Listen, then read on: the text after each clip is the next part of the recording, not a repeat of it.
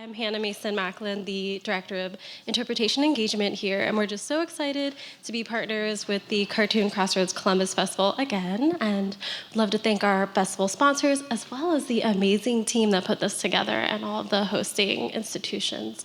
So it's gonna be a really great talk. It's wonderful to have these amazing artists here in the Center for Creativity, where we value the creative potential of all artists and our visitors, and so this is gonna be a really great talk with an amazing local talent, Raeghan Buchanan, with Ben Passmore, who's, again, super well-known and amazing, and has graced our stage before. So welcome back. Let's get this started.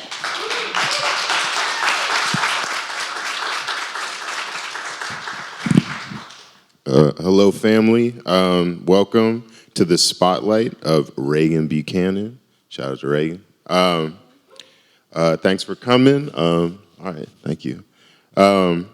So I'm beginning, it looks here with land acknowledgements, so let's knock out this colonialism real quick. Cartoon Crossroads Columbus acknowledges that the ancient ancestors of the Eastern Woodlands tribes, now referred to as Adena and Hopewell cultures, inhabited the land we know as Ohio. Their descendants include the living nations of the Shawnee, Miami, Wyandot, Delaware, Seneca, and Cayuga. We honor and respect the diverse indigenous peoples connected to this place and where we gather.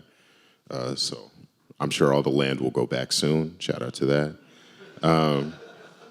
And there's some sponsors. So I'm going to read these out begrudgingly. And let's just rate how these names would be as punk bands from 1 out of 10. So thank you to our sponsors. Terrible punk name. Including the Greater Columbus Arts Council, 1 out of 10. That's GCAC, so it could mean anything. So Sure. Was 10 high or low? 10 is always high. I don't know what kind of question that is. 10 is always, it's the higher number. I'm in art, not in math. Use the microphone. Oh, okay. Ain't no one can hear you. Reagan's wrong about the scale, if you didn't hear that. GCAC gets a 10 because it can mean anything. Okay. Like DRI Okay. or whatever. Okay. Like, it's just letters. Sure. Okay. Pandering. The Ohio Arts Council.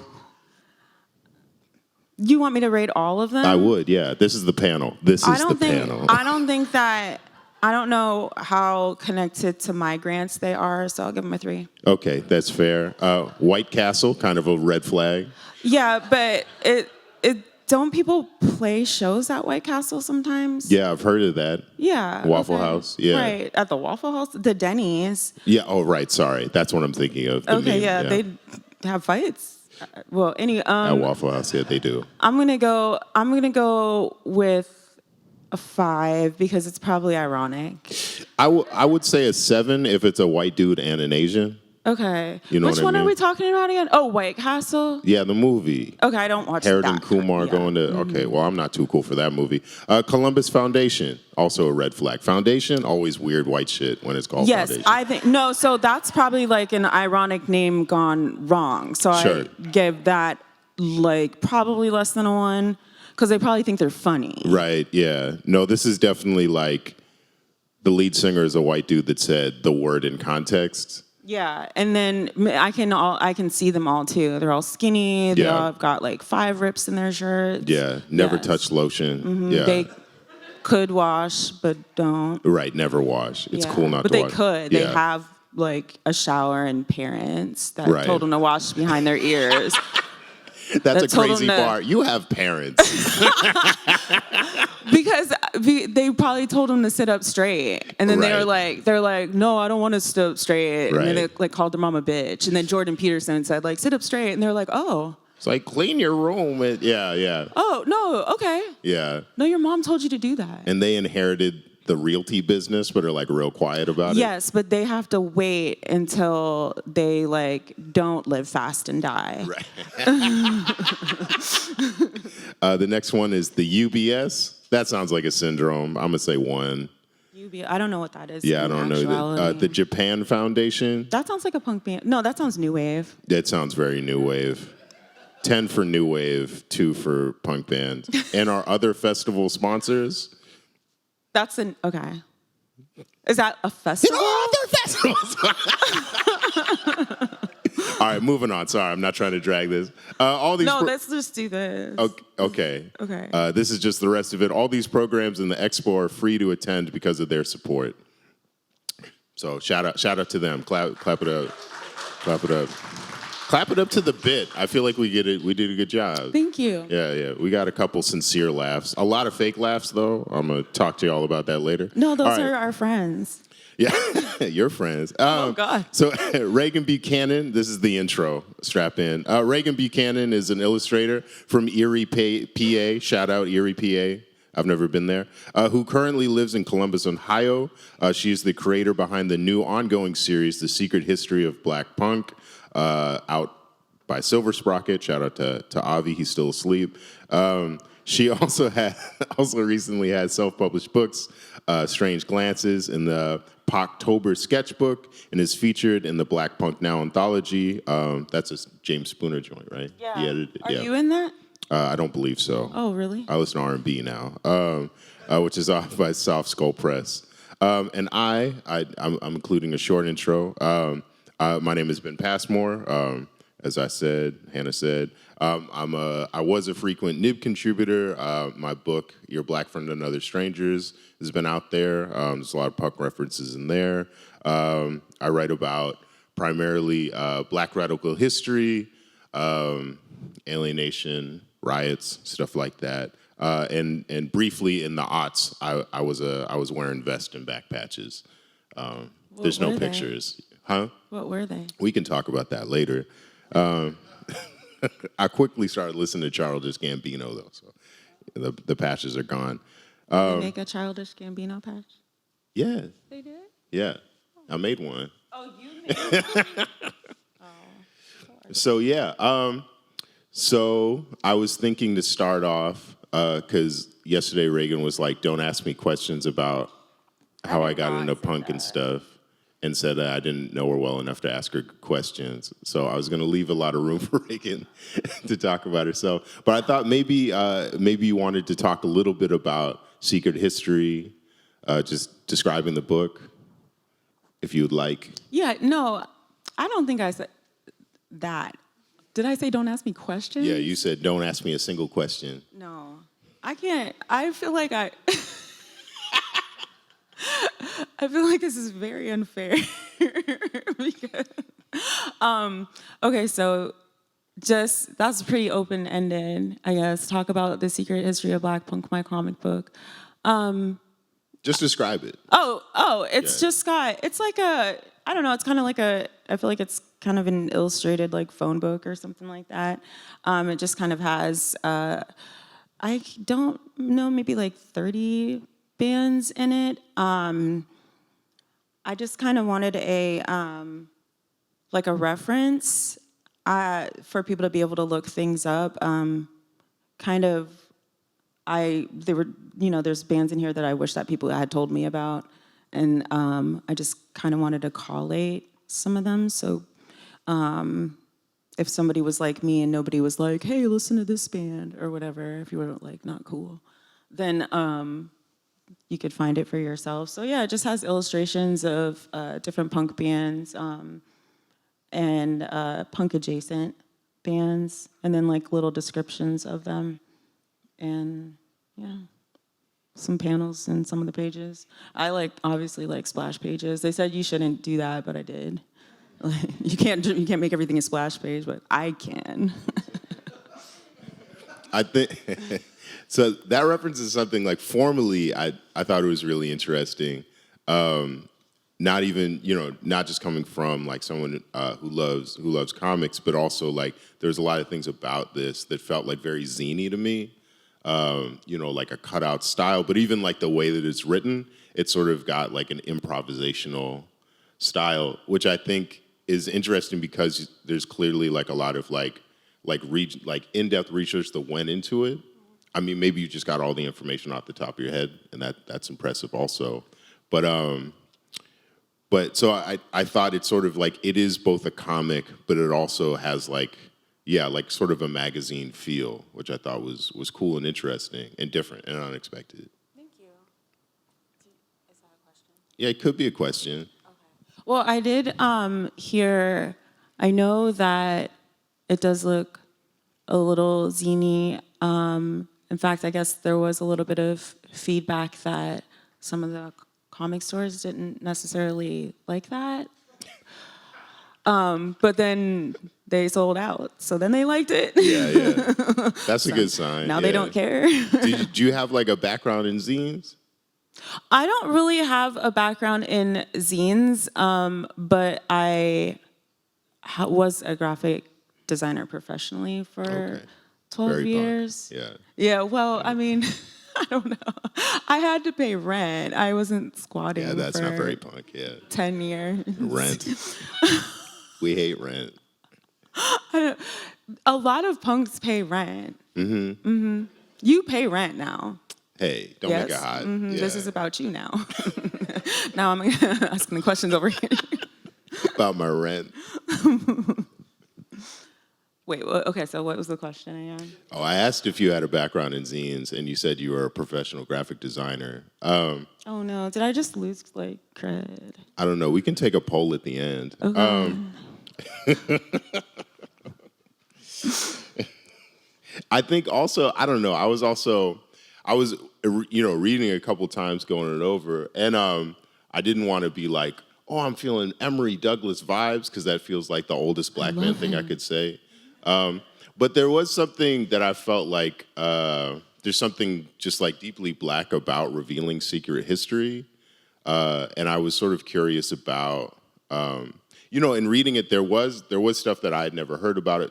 There's like polystyrene is in there. I know what polystyrene is. But there was definitely a bunch of, acts in there that I'd never heard of before. I was curious about why you started with who you started with. I don't know if you want to talk a little bit about why you started. Because it is in sequence date-wise. And you say that you could have started with like a lot of things, but you chose with Sister Rosetta. Tharpe. Yeah. I started with Sister Rosetta Tharpe because I wanted to create a reference where people could quickly know some facts about her. I know a lot of people know her name. I don't know, I could totally be wrong. I don't know how many people, know a lot of her music or know a lot of why, she's considered, the start of rock and roll, or if she's considered the start of rock and roll by people at this point. And so I wanted to give information that kind of easy information so that people could kind of know the exact mechanisms or exactly why people might say that. And I do believe that that punk rock is very related to rock and roll. I think there's a separation from it when people are, young, or, when they, in the 70s, when they were breaking apart from certain things, like a cutoff, like that we're not this, we are this, or whatever. But when you look at it for real, there's not a huge disconnect from rock and roll and punk rock.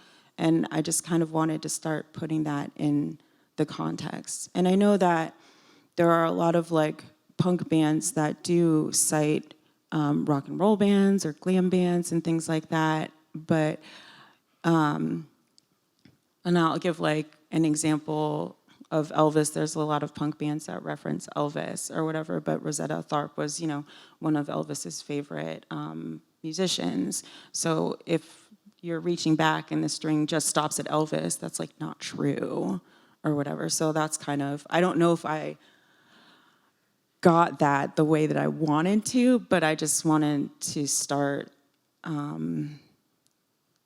don't know, have something where other people could read it and start putting that together if they agree.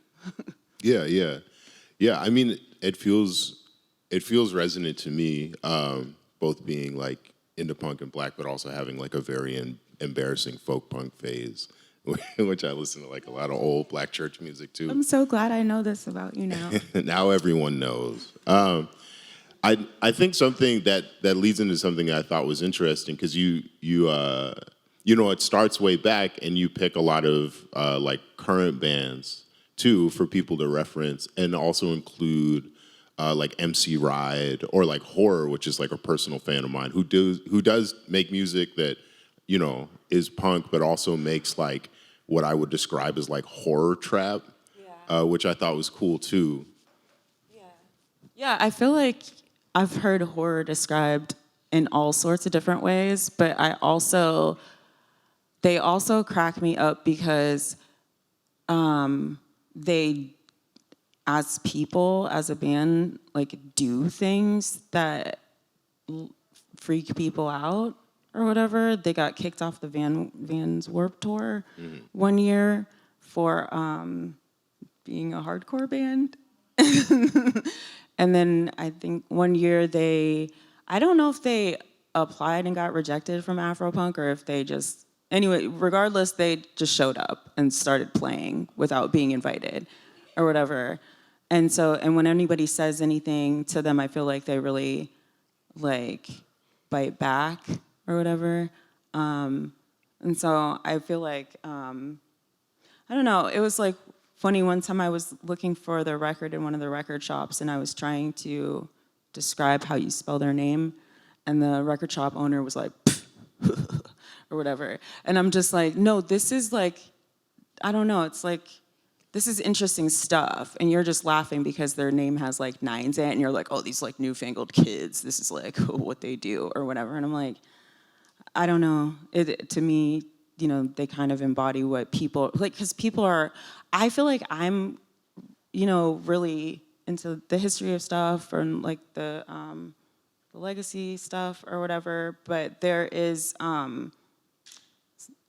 most people are like, yeah, the energy of punk and like, so everything's punk because like, you know, any one instance that goes against like anything is like punk. Like if you're in your corporate office and you dye your hair cherry red, you're like fucking punk or whatever.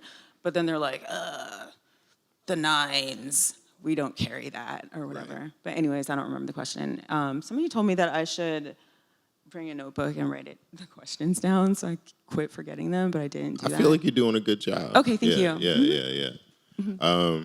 Yeah, no, I feel that. I think something that I really struggled with as someone who's trying to like locate my identity in punk. Like number one, the first punk I ever met, like in middle school, was like a white kid, and he introduced me to just white bands. And for the longest, I was like, even when I came across like I think Bad Brains was like the first black punk band I came across.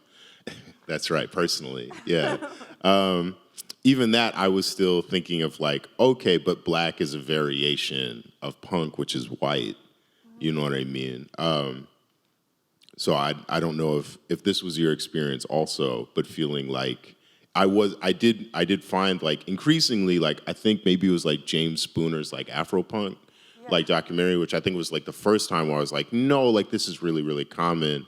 And then just as I think growing up, overall, like in American culture in general, there's a moment in which someone or a series of people is like, no, actually, like black people, culture, our work, our labor, our imagination is central to, basically everything, like in American society, which is like tipped over. So like now it's gotten so to a point, like initially it was like, oh no, we made peanut butter, da da da, like light singles, da da da. But now like about George Washington Carver. Yeah, George Washington. No, I know he didn't make peanut butter. Don't tell these white people. But that is to say, like now if you tell me like a white person invented something like waffles, like I don't really believe you. I'm like, nah. That's gotta be Turkish niggas. Like there's no way. Nah, it's too delicious. Yo, fried bread? Nah, white people didn't invite that. They were in caves then. But I guess that if there's a question, now it's something else. But I guess my question is like what was your relationship to maybe this is a boring question, but to identity in punk? To identity in punk? Well, maybe a better form of this question is like, this is called the secret history of black punk. Yes. You know what I mean? Was it a secret to you? Who is it a secret from? So I just don't think that I think that a lot of it is ignored as important. I think that it's not all of it is a secret. I'm not telling you anything new with telling you about Bad Brains. I'm probably not telling you anything new with talking about death. Maybe Mad Dog, you know. But, and a lot of the bands you can find. I think that like when I start to think about how I grew up and how people interacted with me in like punk scenes when I was out there, which I wasn't always when I started listening to punk. It was like very solitary. It was my brother sending us like mixtapes and us going to Pittsburgh and visiting him. And I'm like the little sister, and I'm like not old enough to be in bars. And like, this is the little sister, and you know, everyone's like, hi. And then I just like watched the band and everybody's drinking and I'm not, you know. But I think that like when I started to be in places with other punk rockers who were mostly white, and then in bands and stuff like that, I think it's just that the overall, when I look back on it, I feel like a lot of it is just was being ignored or just not being like talked to as important, or like I was there but people were not like really like super excited to meet me or whatever, unless they like wanted to sleep with me or something. But like and I feel like with some of these bands, like people just don't, you know, just don't mention them as much. People mention Bad Brains and stuff like that, but people, I think I found out about Carla Mad Dog from like a Search and Destroy magazine collection. And the way that I found out about a lot of other people, I found out about the X-Ray Specs from like sifting through my brother's record collection and seeing her and being like, oh, what's this? You know, Don Letts is left out of a lot of stuff today. He does his own history or whatever, but he's mentioned like less frequently than you would think in like when people are talking about punk rock. He's on, you know, less of those. Sometimes they have like weird documentaries or panels or something like that, and he's not always in them. And so, I don't know, it's like almost, for me, in my head, it's almost kind of like a joke. It's not like a secret. It's just that it's like overlooked.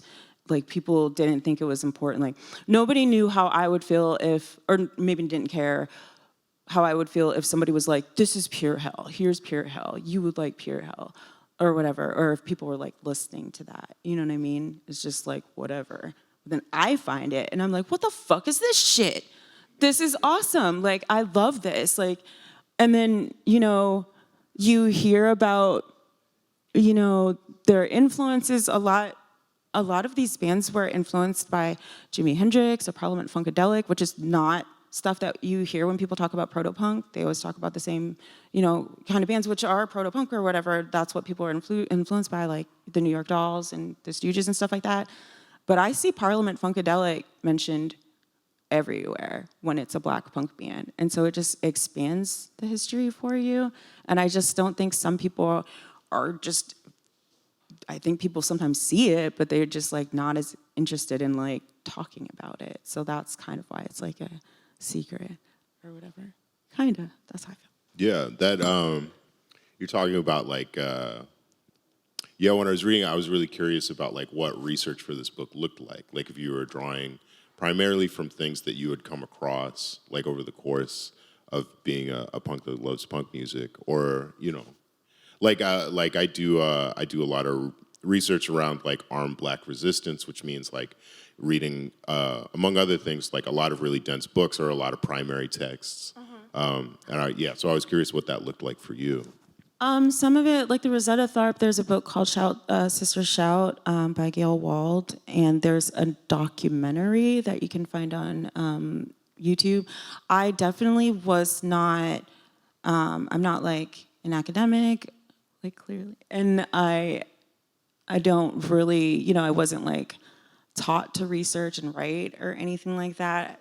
So I guess the last time I did something like this was like probably in like high school, like doing theses and stuff like that, in like a research sense.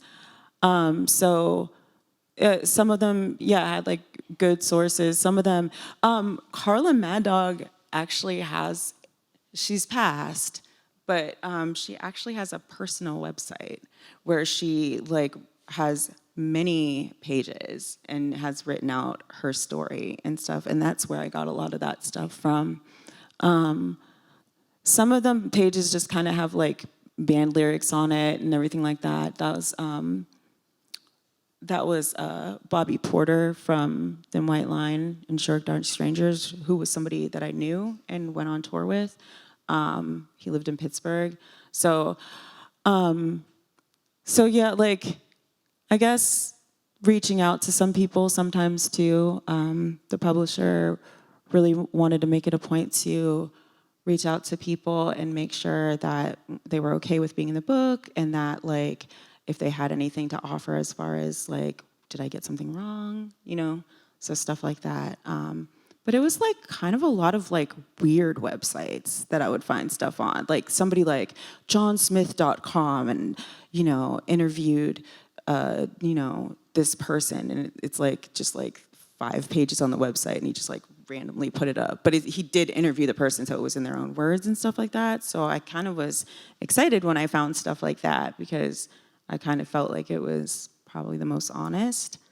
But again, this is like kind of my delving into trying to research. So I'm definitely going to do things a little bit different for the next book, which is going to be on the Sister Girls from New York, which were a group of women that kind of facilitated the start of like the Afro-punk kind of documentary and everything like that with James Spooner, or their, you know, their history is like very tied together. And I'm definitely have a relationship with all 4 of the women, and we'll be able to like interview them and kind of like go through their story with them. So, but putting this book out kind of positioned me to be able to talk to people too. So now it's easier for me to like kind of reach out and ask people questions, because I seem less like some weird nerd who just wants to talk to them. Yeah. Yeah, was there like initially like a kind of incredulousness? For me? Yeah, or yeah, from them when you're like trying to talk to people. No, I mean, I think because some of it came from the publisher, I think that it was like, you know, it seemed legit. Like a little more official. Yeah. But, and then some people I think just ignored me. But yeah, some people were like appreciative. Like I saw ESG made like a Facebook post or whatever, because I creeped on Facebook to see if anybody, because I'm not on Facebook, but I like typed in, like I went on my sister's computer and like typed in. I Googled myself on Facebook. Yeah, not punk. Not punk. Googling yourself on Facebook. I'm not in competition with you, so. Oh, you're winning. I don't even own Doc Martens. Oh my God, these are my first pair of Doc Martens. Oh man. Yeah. My sister bought them for me. So Let's say a round of applause for the first Doc Martens. Okay. I was joking, but there you go. But yeah, I feel that I like in my own work, like a lot of times, I think there's like the also writing about Black history, like in many ways, like foundational stuff that in some cases, like no one's really writing about, or like no one's like put in print. You like will sort of reach out to people, and on one hand, I think that they're like excited about the idea of someone caring, but also like, what are your intentions? No one else cares about this. I wrote a series of letters to this, not a punk, but this guy named Jojo Bowen, who was radicalized in prison into the Panther Party. So it's like the 60s and 70s, and he got out of prison for like a weekend, and he tried to steal a car, and a cop tried to stop him, and he shot the cop to death. So he went right back to prison. But he's mostly known for organizing large prison rebellions, which I think is very cool. So I wrote him a letter to tell him about how cool I thought that was, and he was like, "I don't know you." I was like, "That's real cool. I'd like to write a comic about you." He's like, "What's in it for me?" How did you feel about that? Were you like, I'm Ben Passmore? Yeah, in all caps. It's a letter, so I'm like, Ben Passmore, a little portrait. No, I actually drew a portrait of him at the bottom. Yeah. And he drew a picture of like a dragon with flames. Did you tell him that you threw a firecracker at the jail or whatever? No, I didn't. I should include my crimes and letters to prisons, though. You You're should right. make a cartoon of your crimes. Like, I Right. don't know if it might come off like you're like being like trying to be like too good of friends or something. You're like, me too. Yeah. I'm bad as well. I'm rad as hell. That's Ben definitely can be bad all by himself. the header of the letter. Jojo Bowen, I'm bad as hell. And then drawing my crime, and then allegedly in brackets in the bottom. I think he set a prison on fire, so I don't really think fireworks is going to be super impressive to him. But I'm glad somebody could top your exploits.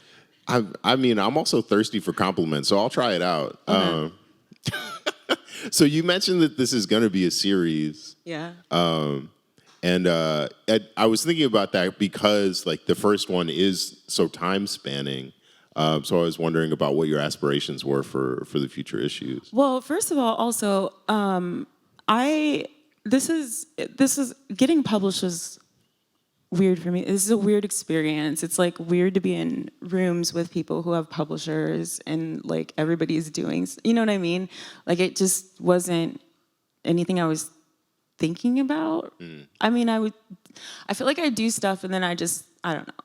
And then my friends are like, why don't you do other stuff with that stuff? I'm very bad about sometimes like completing things to show other people. So I have a lot of stuff that's like not shown, you know? And so it was like kind of, I don't think I grasped that other people were gonna read it until like the day I handed the last edition or whatever it's called in. And then when people are like reading and talking about it, then I'm like, oh shit, like people are reading this. And then it kind of, you know, got me nervous about like what I put in it as far as like not including there a lot of people. I know you can't include everybody, but like I was also doing, you know, the Poctober sketchbooks at the time, and I was like, well, I put D.H. Peligro in you know the Poctober sketchbook that 100 people read. You know what I mean? Yeah. But then this is like published and like there's like D.H. Peligro's not in there, and that's kind of weird, you know. But so I kind of want to do a supplementary yearbook kind of one with like more people, although I'm sure the same thing's gonna happen because now that people know that I like this, they like come up to me and they're like, hey, have you heard of Fire Party from DC? And I'm like, no, you know, or like I'll see like a playlist and somebody will put like there'll be like 10 bands that I've like never heard of or something like that. So I'm probably always gonna just be wrong about, but yeah. Wait, was the question what I'm gonna do with the next one? I think so. Okay. I think that was the question. I think I used the word aspirations. Aspirations. Oh, I want to be better at. For me, I want to be better at like editing and like not thinking that I have to like tell the story from beginning to end in the way of like, okay, I'm putting this in captions so I can give you the most information that I possibly can in these small spaces, and the story is serving the way that I can give you all this information. But instead to try to like capture, I guess, more energy of their times, and so that it's even, you know, more interesting to people even if they don't like punk rock, just like as, you know, action adventure. Because I mean, for certain, like people who've been in punk rock bands, they've all had like a lot of adventurous times. So I don't want to. So I guess my aspirations are to try not to be boring. Okay. I mean, I don't think it's boring. Okay, thank you. But I support you. Do you like my colors? Because I did tell you that your pinks and purples inspired me. You and Wimberly's pinks and purple palettes. Thank you. I expect a check. I'll buy you a coffee. Okay, my coffee's free up there, so do better. Support men better. Be an I'll come and ally. see you next time you do karaoke. Yeah, I'm really good at karaoke, y'all, and What song did you do? I did Macy Gray's I Try. Can you sing? Can I sing right now? No. Can you sing at all? I can sing that song. By like how Macy Gray does it? You have to- Yeah. Well, you're going to have to ask. Craig said no. Yeah, thank you. Don't gas him up on my panel. It's about me now. It's about me now. Yeah, let's talk about that. How much time we got? What happened? I want to add, yeah, let's field questions about how good my singing is. I mean, you sort of talked about it. I think, yeah, like one of the ironies is that like punks are going to be forever pouty about things that you don't include. But I was going to ask about. I just have this voice that doesn't exist anymore that like used to. I think it's like this. What do you mean? That like in my 20s where you're like talking about stuff and like there's like dudes like you're fucking wrong like about everything you say. It doesn't exist anymore. Dudes don't do that anymore? I don't talk to them anymore. Oh, okay. But I'm just, you know what I mean? Like, Yeah, I'm yeah, just yeah. like worried that like there's this thing. It's like, and when I do panels, I'm always like worried that somebody's gonna ask me some question and I'm gonna like Yeah. that doesn't happen. So I don't know. These are probably personal. I wouldn't even say demons because it's so like powder puff. I think we call that trauma. Yay, think. trauma. But if someone does that today, Craig's a trained killer, so. Yay. Okay, so it's time for Q&A? Okay. Do we have microphones for that, or I'm supposed to? Okay, cool. So yeah, I guess we're gonna open it up to Q&A. Thank you, Raeghan. This one's so fast. Yeah, I know. Thank God. So I guess if you got a question, raise your hand. That was a joke. These are all jokes. I'm No, from the East Ben Coast. hates me. So yeah, raise your hand if you got a question. No bad questions.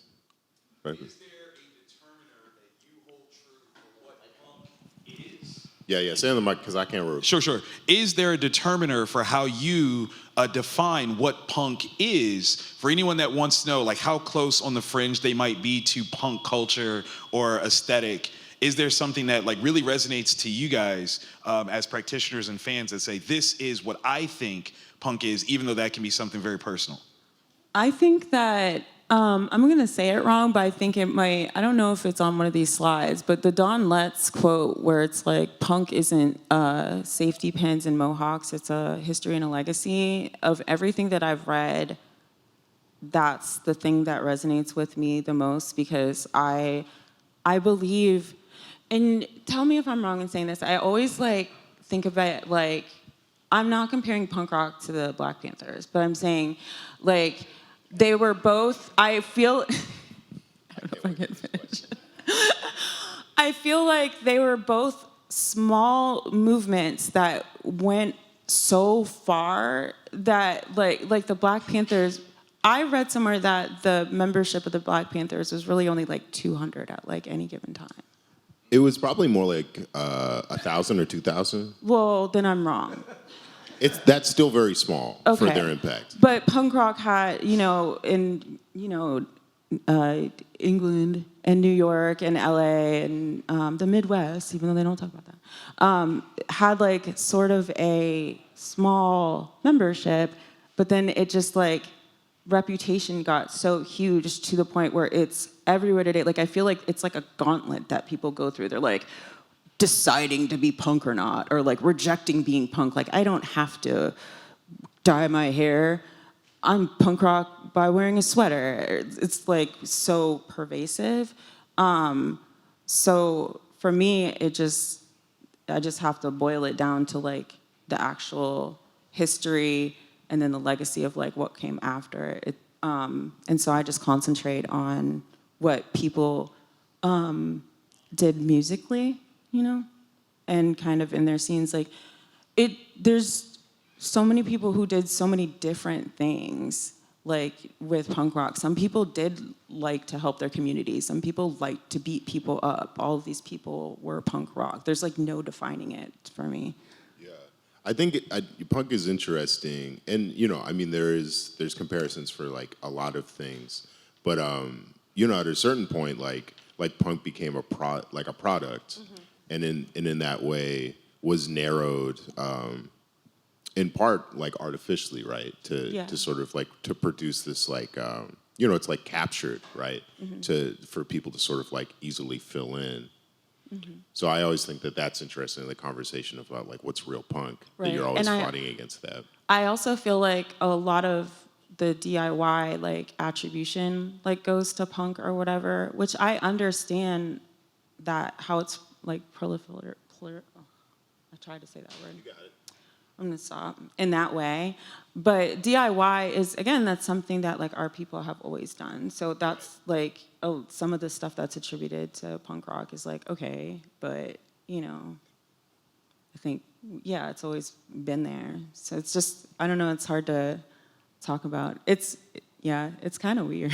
Yeah, I mean, in some ways it becomes, and I guess for me, like, at a certain point, it's like, to what extent is it necessary for me to identify these set of like behaviors in like a culture I'm engaged in as punk, especially like as you said, like certain behaviors. Like I was part of the DIY scene. I would say as a squatter, I was a squatter for years, and sort of the irony is like at a certain point.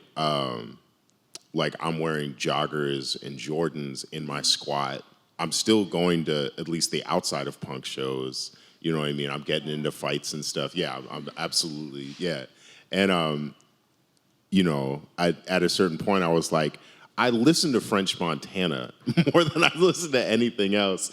I'm old. So it's like, but people are still calling me a punk. You know what I mean? Even though, like, visually, I'm like, I'm not really a punk. You know what I mean? Well, I feel like I would probably think you were a punk if I saw you on the street. Because your vest is vest shaped. That's straight. It is vest shaped. And I stole it from REI. I mean, I You're didn't steal it always from stealing REI. shit. Oh my God. It's a culture. It's a strong black tradition. Sorry, are there more questions? Don't be This is afraid. Victor's question. Yeah, thank you, Victor. Hello. I think you sort of answered a lot of this already, but I'm wondering, like you had Basquiat here. I'm wondering how much you, in the book and maybe in future projects, you extend punk past music. Obviously, there's punk traditions and comics and other forms. So I'm wondering about like extending it past music, basically. Yes. Basquiat was in a band called Gray. That's why with Michael Holman, who is in hip hop, or I think he coined the term hip hop. I don't attributing You're the anything historian. to anybody. I just don't want to get into a fight later on when people do know who I am. Oh shit. Yeah. No, actually. Like for example, this month, this is the first day of Poctober. This is a calendar that me and my friend Southside Frank do, where we draw different POC and Black bands, like as a drawing challenge every day in October. And so this year we included James Spooner, and we included Spot, who's a producer. For SST. So I have thought about going farther, especially because, in hardcore and in punk rock, women actually played, you'll see more women in spots like, the photographer, the people who make zines. Like, so just including bands is kind of like limiting who you'll see do things. So yeah, I've thought about it. But I see it says Gray down there. How we doing on time? We have about a few minutes. We probably do one short question if there's Okay. one. Answer a question. Yeah? We got someone. Yeah.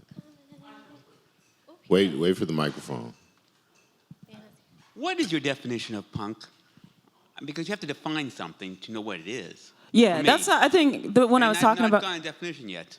Say it again. I've listened to these panels, and I got no definition yet. Oh, I was saying that I like the definition that Don Letts has, that it's a history and a legacy. So it's, from, I don't think that it's necessarily definable in an easy way because it's made so many different transitions. If you want to explore the history of punk or explore punk music, you can jump in anywhere. And you're gonna get into an argument with everyone about what anything is. So there's nothing that I can say, presumably being videotaped, that I ever will be able to back up. So, what was that?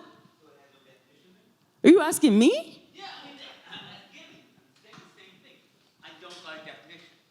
You said somebody defined it. You mentioned a person's name, okay? Don Letts. Okay, but you never told me his definition. Oh, he said punk rock isn't mohawks and safety pins. It's a history and a legacy. Okay. Okay, settled. Is that it? That is it. Let's do right. another round of applause for our guest artist.